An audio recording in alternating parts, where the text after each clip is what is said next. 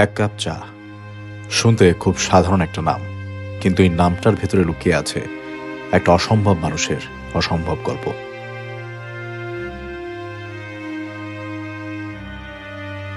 এই দোকানটার মালিকের পা নেই। হ্যাঁ, পা নেই। যে পা নিয়ে আমরা প্রতিদিন হেঁটে যাই, দৌড়াই, ক্লান্ত হলে বসে পড়ি, সেই পা তার জীবনে নেই। এই দোকানের মালিকের নাম শাকিল ভাই। দক্ষ হাতে তৈরি করেন চা সহ বাকি সব মজার খাবার। দেখলে মনেই হবে না তার জীবনে কিছুর কমতি আছে, কিন্তু বাস্তবে তার দুটো পাই নেই। শাকিল ভাইয়ের দিন শুরু হয় নিজের সাথে যুদ্ধ জয়ের মাধ্যমে। পা হারানোর কষ্ট অনেক আগেই মানিয়ে নিয়েছেন, এখন প্রতিনিয়ত শিখিয়ে যাচ্ছেন জীবন ছুঁড়ে ফেলে দিতে চাইলে কিভাবে উঠে দাঁড়াতে হয়। প্রতিদিন সকালে তিনি দোকান খোলেন, নিজের হাতে চা বানান, হাসি মুখে কাস্টমারকে বলেন, এক কাপ চা খাবেন?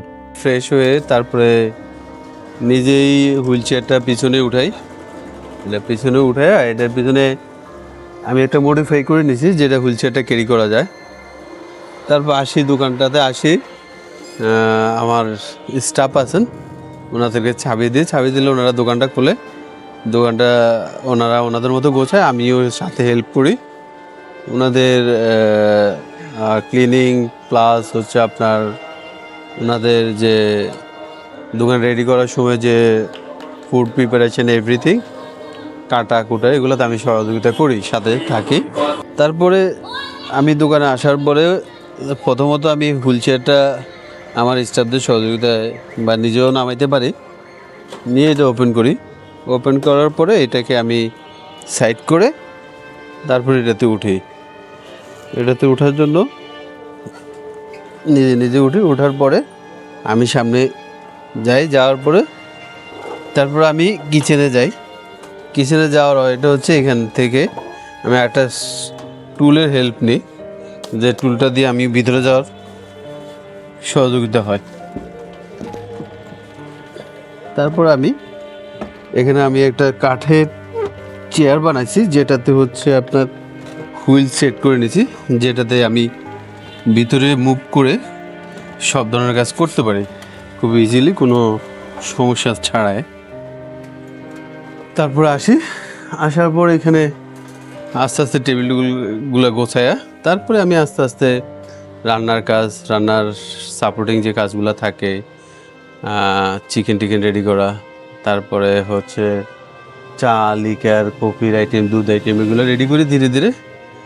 তারপরে আস্তে আস্তে আমরা কাজ শুরু করি। এর মধ্যে ওরা দোকানটা, আমার যারা স্টাফ আছেন বা আমার কলিগ আছেন, ওনারা এটা ক্লিনিং এবং পরিষ্কার পরিচ্ছন্ন করে তারপরে আমরা দোকানটা ওপেন করি এবং কাজ শুরু করি। এই মানুষটার জীবন সহজ ছিল না। ব্যথা ছিল, অপমান ছিল অসহায়তার দীর্ঘ রাত। অনেকবার হয়তো চোখের পানি কাউকে দেখাতে পারেননি, দেখাতে চাননি, কিন্তু নিজের জীবনকে তিনি থামতে দেননি। আসসালামু আলাইকুম, আশা করছি সবাই অনেক ভালো আছেন। আজকে একটা খাবারের দোকানে এসেছি, তবে এখানে খাবারটা যতটা বেশি স্পেশাল, এই খাবারের দোকান যিনি রান করছেন তার গল্পটা অনেক বেশি হৃদয়গ্রাহী, অনেক বেশি স্পেশাল। যার উপরে আমি বসে আছি, এটা তার সর্বক্ষণের সঙ্গী। বাসা থেকে বের হলে তিনি এটাতেই বের হন, এবং বাসা থেকে বের হয়ে দোকানে আসা, কোনো জায়গায় যাওয়া, সর্বদাই তার এই জিনিসটা সাথে লাগে। এই গল্পটা আপনাদের সাথে শুধু এই জন্য শেয়ার করছি না যে এখানে সুন্দর চা খাবেন, অনেক ভালো ভালো খাবার পাবেন। অনেকেই আছেন যারা আমরা সামান্য একটু আঘাত, সামান্য একটু সমস্যা, জীবনে কোনো একটা বাধা যদি পাই, মনে করি এখানে আমাদের জীবনটা শেষ, হয়তো আমাদের আর কিছুই হবে না। এমন মানুষ আমাদের এখানে আছে যাদের জীবনই টেনে ধরেছে, তারপরেও তারা উঠে দাঁড়িয়েছে। আজকের গল্পটা তেমন একজনের।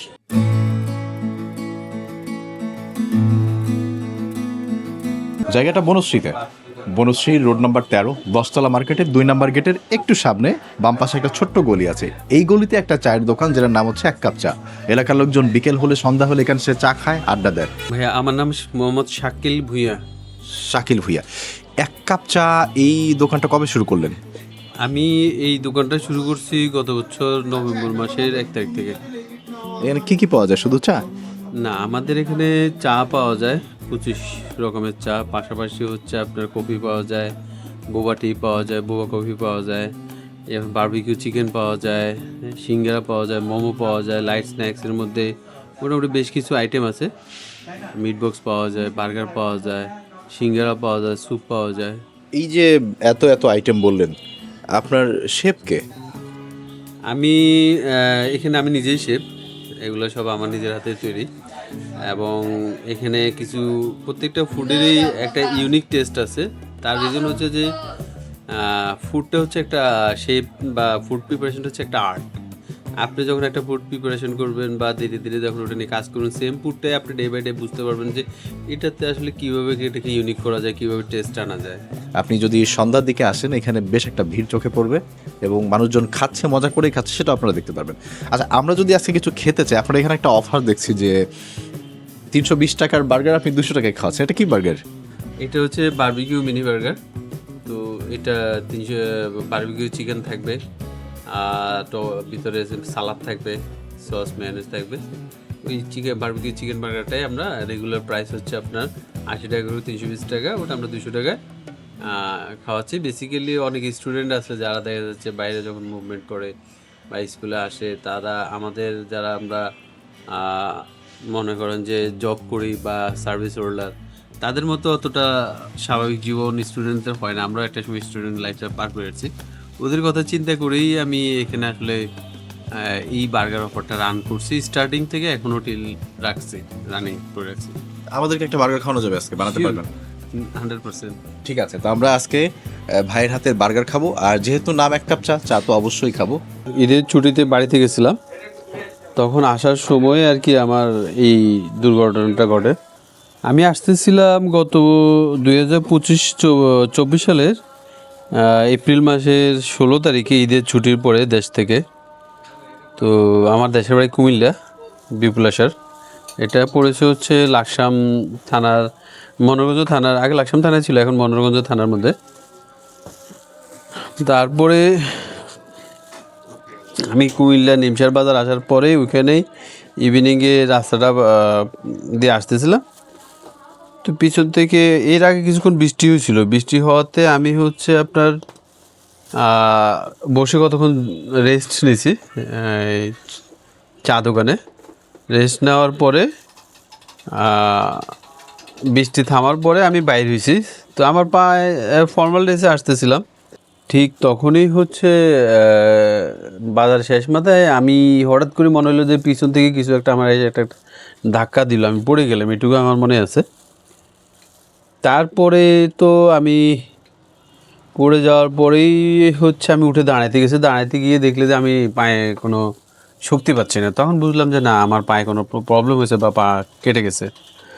তখন ওখানে আমি সবাইকে রিকোয়েস্ট করছি যে ভাই আপনারা আমাকে একটু হেল্প করেন, আমি অ্যাক্সিডেন্ট করছি। ইন্ডিপেন্ডেন্ট বাজারের উপরে অনেক লোকজন জড়ো হয়েছে, আসছে, সবাই চতুর্দিক থেকে দেখছে, বাট অনেকেই ধরতেছিল না ভয়ে বা যে কোনো কারণে। তো অনেক রিকোয়েস্ট করার পরে 2-3 জন লোক ধরলো, ধরে একটা মাইক্রোবাসে উঠালো। উঠানোর পরে আমাকে কুমিল্লা শহরে আমাকে জিজ্ঞেস করলো কোথায় নিয়ে যাবো। আমি বললাম যে আপনারা আমাকে ট্রমা সেন্টারে নিয়ে যান কুমিল্লা। তখন কুমিল্লা ট্রমা সেন্টারে আমাকে নিয়ে গেছে। পড়ালেখা শেষ করে স্বপ্নের চাকরি, খুব সুন্দর সাজানো গোছানো একটা জীবন ছিল। হঠাৎ করে একটা দুর্ঘটনা জীবনটাকে শেষ করে দিতে চাইল, কিন্তু তিনি উঠে দাঁড়ালেন জীবনের সবচাইতে কঠিন যোদ্ধা হয়ে। কুমিল্লা শহরে ঢোকার সময় একটু জ্যাম জটে পড়তে হয়, যার কারণে আমরা কুমিল্লা শহরে 3-4 ঘন্টা লেগে যায় ঢুকতে। ওইখানে নেওয়ার পরে ওরা প্রাথমিক চিকিৎসা দিয়ে আমাকে ঢাকায় পাঠিয়ে দেয়, বলে যে আমরা এখানে আমাদের এখানে ট্রিটমেন্ট পসিবল না, আপনারা ঢাকায় ট্রাই করেন। সমরিতা হাসপাতাল, যাকে ইউনিভার্সাল হাসপাতাল বলে বর্তমানে, আগে সমরিতা, ওইখানে আমাকে আমার ফ্যামিলির লোকজন বলে যে কোথায় নিয়ে যাবো, বলে যে ওইখানে নিয়ে যান। ওইখানে নেওয়ার রিজন ছিল যে আমার এর আগে এক সম্পর্কে ছোটো ভাই হয়, সে ওইখানে জব করতো। সামহাও ওর একটা অ্যাক্সিডেন্ট হওয়ার পরে ওরা ওদের এখানে ট্রিটমেন্ট করছে, বাট ওটা এত মারাত্মক ছিল না, বাট ওর পাটা সুস্থ হয়ে গেছে, পরে ভেঙে গেছিলো।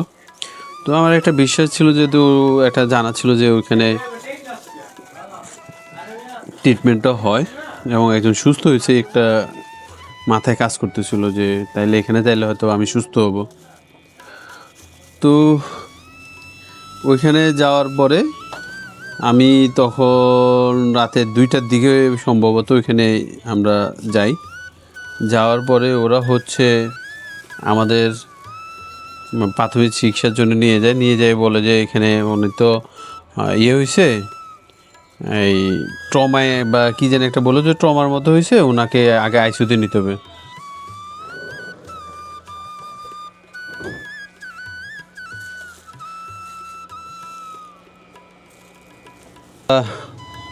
ওরা আমাদেরকে বলে যে আপনারা অন্য কোথাও নিয়ে যান। তখন আমরা ভোর 5টার দিকে বাইরে হবো, বাট ওরা আমাদেরকে বাইরে দেয় না, বললো যে আমাদের অ্যাকাউন্টসের টাকা হিসেব নিয়ে ক্লিয়ার করেই আপনাদের বাইরে দিতে হবে। কত বিল আসছে, বিলও ওনারা প্রপারলি বলতে পারতেছিল না, যে কারণ ওনাদের ক্যাশ কাউন্টার তখন ছুটিতে। তো আমরা বললাম যে কিছু তো বলতে হবে, নাহলে আমরা কীভাবে বলবো যে আপনাদের কত আসছে, আমরা কত টাকা অ্যারেঞ্জ করবো। তারও বলতে পারি নাই, তখন পর্যন্ত বসেছিলাম সকাল 8টা পর্যন্ত। ওদের 8টার দিকে ক্যাশ কাউন্টার থেকে লোক আসছে। ক্যাশ কাউন্টারে আসার পরে ওরা ইন দ্য মিন টাইম আমরা বাসায় লোক পাঠাইছি, লোক পাঠায় 50,000 টাকা নিয়ে রাস্তার মাঝখানে আসা পর্যন্ত রাস্তার মাঝখানে আসার সময় ওরা আমাদেরকে বললো যে না, এটা 50,000 টাকা না, বিল হয়েছে 94,000 টাকা। তখন আবার আমাদের লোকটা ব্যাগ গিয়ে আমরা তখন আবার বাকি টাকা অ্যারেঞ্জ করে আসে ওরা ছাড়তে সকাল 9টার দিকে আমাদেরকে ছাড়ে। ওইখান থেকে আসার পরে তখন আমরা চলে গেলাম হৃদরোগে। ওরা বললো যে আমাদের হৃদরোগে চাইলে যোগাযোগ করলে ভালো হবে। যে হৃদরোগ দেখে বললো যে ভাই ওনার ডান পায়ে একদম কোনো অ্যাক্টিভেশন নেই, মানে কোনো কাজে করতেছে না, ওটা কোনো মুভমেন্ট নেই, ওটা উনি গেছে। বাম পাটা একদম থেতলাই গেছে, ব্রেনগুলো একেবারে নষ্ট হয়ে গেছে। কিন্তু এগুলো ব্রেনগুলো যদি এখন আমরা লাগাই দিই, পরক্ষণে দেখা যাচ্ছে আবার আপনার পা কাটা ছেঁড়া করে ঠিক করতে গেলে আবার ব্রেনগুলো কাটা যাবে। আপনারা বরঞ্চ পঙ্গুতে নিয়ে যান। তারপরে গেলাম পঙ্গুতে যাওয়ার পরে তো সেই 11টার দিকে পঙ্গুতে ঢুকছি, রাত বিকেল 5টার দিকে। তখন আমাদের ডাক্তার দেখে বলল যে ওনার তো পায়ের অবস্থা খারাপ, ওনাকে ওটিতে নিতে হবে। তারপরে আমি রাত্রে 11টার দিকে ওরা দেখে বললো যে ওনার পায়ে রিং বসাতে হবে। তো ঠিক আছে, রিং বসানোর পরে ওনারা রেখে দিল। পরের দিন ছিল বৃহস্পতিবার দিন ওদের ডাক্তার আসছে, আয়শা বললো যে ওনার যে পায়ের অপারেশন, এই অপারেশন অনেক সময় লাগবে।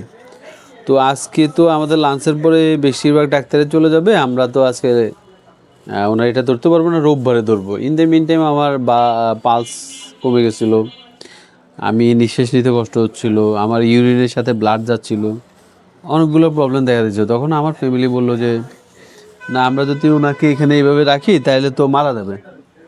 তখন ফ্যামিলি, বন্ধু বান্ধব সবাই, আমার বন্ধু, স্কুল কলেজের বন্ধু, ভার্সিটির বন্ধু, ওরা আমাকে জীবনে অনেকে সহযোগিতা করছে এবং ছিল আমার সাথে তখন ওখানে হাসপাতালে। তো তখন রাত্রে 8টার দিকে তারা সিদ্ধান্ত নিল যে না, আমাকে আর এখানে রাখবে না, আমাকে তারা ট্রমায় নিয়ে যাবে, ট্রমা সেন্টারে ঢাকায়। জি শিওর। ট্রমায় নিয়ে গেলো। আমাকে নেওয়ার পরে ঢাকা জামাল সাহেব ডাক্তার উনি দেখে বললো যে ওনার পাটা এখনই কাটতে হবে, কারণ হচ্ছে ওনার মাংসতে পছন্দ ধরে গেছে। কারণ হচ্ছে আমি বিকেলে অ্যাক্সিডেন্ট করছি, পরের দিন আমি আসছি ঢাকায় ওই রাত্রে 2টা-3টা বাজে। পরের দিন পুরো দিন হৃদরোগ এবং আপনার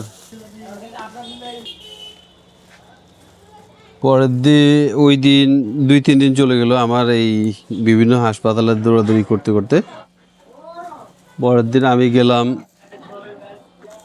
তখন রাতের 8টা বাজে। তখন ওরা আমাকে ডাক্তার বলে যে ওনার অপারেশন এখনই করতে হবে, নয়তোবা ওনাকে আপনারা বাঁচাতে পারবেন না। অনেক অনুনয় করা হয়েছে যে অ্যাটলিস্ট একটা পাও রাখার জন্য। আনফর্চুনেটলি আমি দুর্ভাগ্য যে আসলে আমার আল্লাহ পাক রিজিকে রাখছে, এটা আমি মেনে নিচ্ছি আলহামদুলিল্লাহ। আমি কোনো পায়ে আমার রাখতে পারি নাই। তখন ডাক্তার ওই দিন রাত্রে অপারেশন করে প্রথম পাটা কাটে। বুঝতেই পারছি যে আমার আসলে স্বাভাবিক জীবন নাই, আমাকে এইভাবেই চলতে হবে বা আমাকে এইভাবে সারভাইভ করতে হবে। তখন সবচেয়ে প্রথম আসছে আমার সন্তানদের কথা, যে আমি যদি আসলে এখন সারভাইভ না করতে পারি, আমার কষ্টটা আমার সন্তানরাই করবে।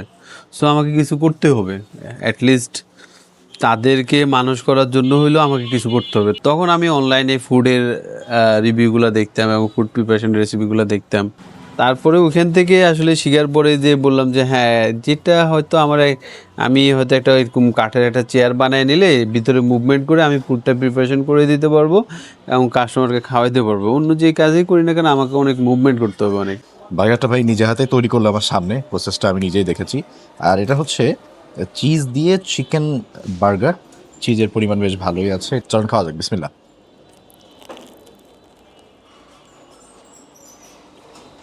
বেশ মজা।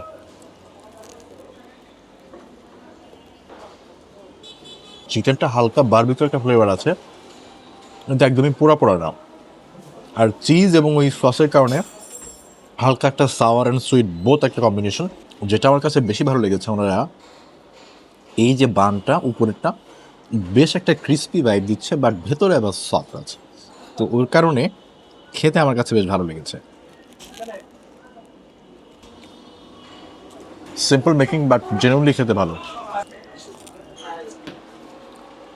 অনেস্টলি আমি বার্গার জাতীয় খাবার খুব কম খাই, তবে সিম্পল যে বার্গারগুলো হয় এগুলো আমার কাছে খারাপ লাগে না মাঝে মাঝে ট্রাই করার জন্য। তো এইটার খুব বেশি আধিক্যতা নাই যে অনেক বেশি আপনার সবজি টবজি একদম ভরপুর না। সিম্পল বান, চিকেন, হালকা একটু সালাদ, আর তার সাথে হচ্ছে চিজ এবং সস। জেনুইনলি মজা। এত দ্রুত তো আমি কোনো বার্গার এবার শেষ করি নাই।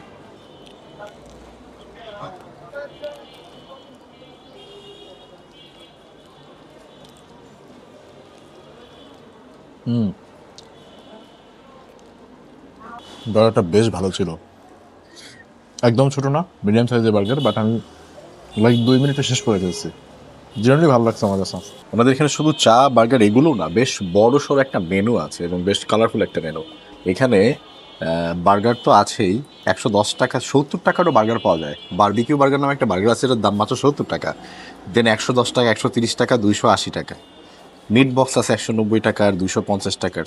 ওনাদের চিকেন মোমোস আছে 5 পিসের দাম মাত্র 60 টাকা, 8 পিস নিলে মাত্র 90 টাকা। চিকেন মশালাটা হচ্ছে 5 পিস 70, 8 পিস 100। মোমোসের দাম তো অনেক কম।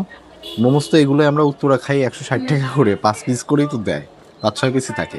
ওকে, একটা নতুন আইটেম দেখাই। এটা মনে হয় না আমি নিজেও কোথাও দেখেছি, আপনারাও দেখেছেন। দেখেন, এটা একটা চা, কিন্তু চায়ের ভেতরে একটা রসগোল্লা দেয়। এই দেখেন, বড় সড় সাথে একটা রসগোল্লা কিন্তু দেয়া আছে, মানে চাটা গরম, এর ভেতরে রসগোল্লা দেয়। এটা একটা মিষ্টি রসগোল্লার যেরকম খেতে লাগে ওই একটা স্বাদও পাবেন, তার সাথে চাও পাবেন। এই আইটেমটা আমার কাছে খুব ইউনিক লেগেছে, এটা আমি কোথাও খাইনি। এটার দাম যেন কত? এটার দাম মাত্র হচ্ছে 60 টাকা। আর এদিকে আছে একটা ক্ষীর মালাই চা। এটাও ক্ষীর মালাই, রিজন হচ্ছে উপরে মালাইয়ের পরিমাণটা আমি দেখে বুঝতে পারছি। আবার এর ভেতরে এটা কি মিষ্টির মতো কিছু না, শুধু মালাই? একদম বড় পুরো অলা মালাই। বাহ! তো দুইটা আইটেম আমার কাছে ইউনিক। আমি ক্ষীর মালাই চা খেয়েছি, বাট ক্ষীর মালাই চা নামে আমি চা খাইনি। এটার দাম এটা 70 টাকা। তো চলেন আমরা ওনার ইউনিক চাগুলো একটু ট্রাই করে দেখি। আমি এই রসগোল্লা চা খাওয়ার জন্য বেশ আগ্রহী হয়ে আছি। দেখা যাক। 1 কাপ দুধ চায়ের ভেতরে আস্ত একটা রসগোল্লা এবং গরম গরম। আমি শুধু আগে চাটা একটা চুমুক দিব। বিসমিল্লাহ। বেশ গরম। আর আমার কাছে মনে হচ্ছে যে যেহেতু রসগোল্লা দেওয়া আছে, চিনিটা ওইভাবে মিক্স করা হয় নাই, যার কারণে সুইটনেসের পরিমাণটা আমার মতো আছে, অতিরিক্ত না। এটাকে দুধ চা, হ্যাঁ, এই চায়ের সাথে যে ওই যে রসগোল্লার একটা ফ্লেভার, ওইটা দ্বিতীয়বার চুমুক দেওয়ার পর এটা পেয়েছি এবং বেশ ভালো লেগেছে। তো এইবার চলেন আমরা একটু রসগোল্লা খেয়ে দেখি। এটা তো ভাঙা একটু মুশকিল। চায়ের ভেতরে রসগোল্লা, লাইফে ফার্স্ট টাইম। আর আমরা গরম মিষ্টি খাই না, এক্স্যাক্টলি গরম মিষ্টির ফ্লেভার। আর ওই চায়ের থাকার কারণে, একটু দুধ থাকার কারণে বেশ মজা। এই কম্বিনেশন আমি জানি না আর কেউ চিন্তা করেছে কিনা, বা অন্যান্য জায়গায় হয়তো থাকতেও পারে, আমার খাওয়া হয়নি, কিন্তু আজকে ট্রাই করে আমার কাছে বেশ মজা লেগেছে। এই দেখেন ভেতরে রসগোল্লাটা, এই যে এটা খাওয়ার জন্য একটা চামচও দিয়ে দিচ্ছে, আসলে তাছাড়া তো খাওয়া যেত না। এটা বেশ দুর্দান্ত। ইউনিক কোন আইটেম ট্রাই করতে চাইলে এটা খুবই ভালো একটা জিনিস, এবং দামও মাত্র 60 টাকা। সো ক্ষীর মালাই, এবং মালাইয়ের পরিমাণ উপরে বেশ বেশ অনেক, এবং আমি ওই চামচটা দিয়ে ঘেটে দেখেছি, বেশ পুরু। খাওয়া যাক। এটা একদম ক্রিম টাইপের একটা চা, লাইক চায়ের ফ্লেভারটা বেশ মাইল্ড, তবে এখানে মালাই এবং যে ক্রিমটা, এইটার ফ্লেভারটা অনেক বেশি। আর এটাতে আমি চিনি মিক্স করতে না করেছিলাম, তো চিনি মিক্স না করার রিজন হচ্ছে এমনিতে একটু মিষ্টি লাগবে, তো আমি অতিরিক্ত মিষ্টি হলে ভালো লাগবে না। তো আমার জন্য এটা ঠিক আছে, যারা চিনি খাবেন বলে দিবেন, চিনি দিয়ে দিবে। এটা একটা ইউনিক টেস্ট আছে, তবে আমার কাছে রসগোল্লা চা এই ব্যাপারটা অসাধারণ লেগেছে এবং আমি জীবনে প্রথম ট্রাই করেছি এবং বেশ মজা পেয়েছি ওটা দিয়ে। এটা হচ্ছে ভাইয়ের এখানের আর একটা খুবই জনপ্রিয় আইটেম যেটা মানুষও খুব পছন্দ করে, বারবিকিউ চিকেন। ভাই এটার প্রাইসটা যেন কত? 220 টাকা এবং 6 পিস থাকে। এটা বারবিকিউ উইংস, বেশ ঝাল ঝাল মনে হবে মনে হচ্ছে। না না, এটা একেবারে জাল নাই, মানে মাইল্ড টেস্ট ঝালের। ঝাল খাই থাকে নাগা বানিয়ে দিবেন? নাগা বানিয়ে। আচ্ছা ঠিক আছে, নাগা আলাদা আছে। তার মানে বোথ অপশন, যে ঝাল খাবে সে নাগা দিয়ে খাবে, যে ঝাল খাবে না সে এটা খাবে রেগুলারটা। এটা মিষ্টি মিষ্টি সুইট ফ্লেভার দিবে। তো চলেন আমরা এটা একটু ট্রাই করে দেখি। যেহেতু বারবিকিউ উইংস খাবো, এখানে বেশ সস রয়েছে, একটু হ্যান্ড গ্লাভসটা পরে নিলাম। চল বিসমিল্লাহ করি। একটু বড় সড়ো এক পিস উইংস আমি ধরেছি, বা বেশ গরম আছে তো। চলেন, গরম গরম আছে, গরম গরমে একটু খাওয়ার ট্রাই করি। বিসমিল্লাহ। এটা একটা সুইট ফ্লেভার আছে, কিন্তু এটা মানে সুইট সুইট টাইপের না, হালকা একটু সুইট স্পাইসি টাইপের সুইট আর কি, বেশ ভালো। বাট অনেক গরম, আমি না ধরে ঠিক মতো খেতেও পারতাম। এটা জেনারেলি মজা অনেক, এই জন্য উনি বলতেছিল যে ভাই এটা একটু খেয়ে দেখেন, আমার দোকানে এটা ভালো হয়। মানে লোকজন বেশ প্রশংসা করে, এই কনফিডেন্টের জন্য উনি আমাকে বলছে। মানে গরম গরম বাট বেশ মজা।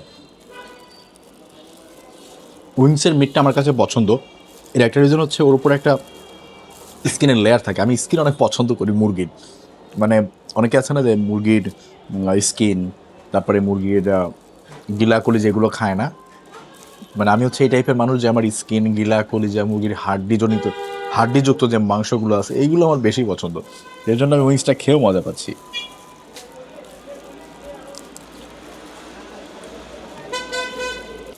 এই যে সাইডের যে হাড্ডিটা আছে না, এটা মুখে দিয়ে চাবাই খেয়ে ফেলা যায়, স্পেশালি ব্রয়লার মুরগির তো খেতে কোনো সমস্যা হয় না।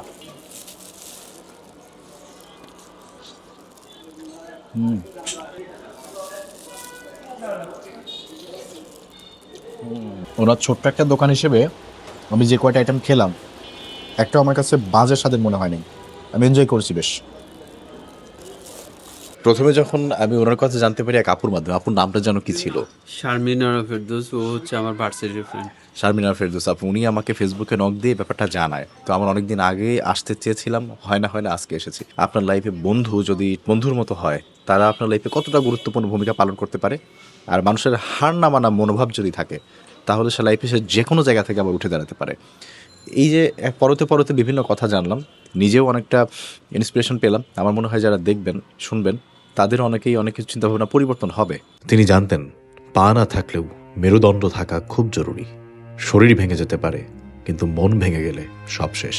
আজ তিনি কারো করুণা চান না, নিজের শ্রমকে পুঁজি করে নিজের সম্মানটুকু আগলে রেখেছেন। আর আমরা, আমাদের দুইটা পা আছে, দুইটা হাত আছে, চোখ আছে, স্বপ্ন আছে, সুযোগ আছে, তবুও আমরা অল্পতেই হাল ছেড়ে দিই। একটা ব্যর্থতা এলেই বলি আমার দ্বারা হবে না, একটু কষ্ট পেলেই বলি জীবন আমার সাথে অন্যায় করেছে। ভাই, জীবন কার সাথে ন্যায় করেছে বলেন তো?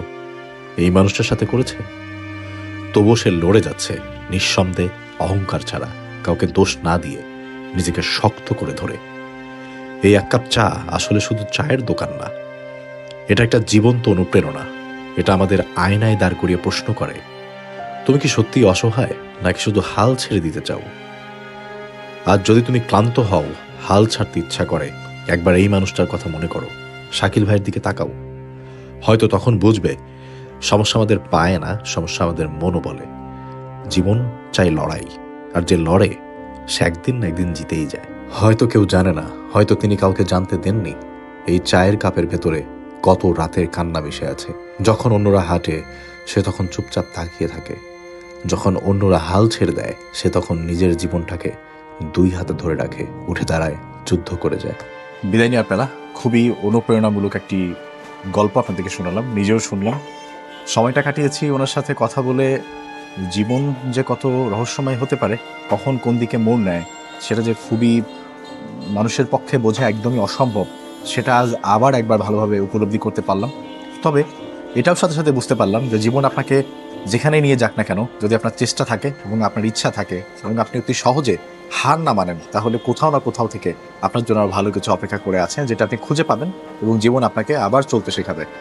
এই অনুপ্রেরণা আমি আজকে আবার এখান থেকে পেয়ে গেলাম। সবাই ভালো থাকবেন। দোকানের ঠিকানাটা অবশ্যই আমি গুগল ম্যাপের লিঙ্ক সহ দিয়ে রাখবো। যারা আশেপাশে আছেন অনুরোধ থাকবে একবার এখানে আসবেন, একটু ঘুরে যাবেন। খাবার দাবার আপনাদের মতো কিনা ভিডিও কমেন্টে জানাতে পারেন। ভালো থাকবেন। যারা আমার মতো প্রচুর বাইরে খাওয়া দাওয়া করেন অবশ্যই এক্সারসাইজ করবেন, নিজেকে সুস্থ রাখবেন, তাহলে আরও বেশি বেশি খেতে পারবেন। আল্লাহ হাফেজ, সালাম আলাইকুম। সবাই ভালো থাকবেন, সুস্থ থাকবেন, নিজেকে ভালোবাসবেন, দেশকে ভালোবাসবেন, আর আমার জন্য দোয়া করবেন।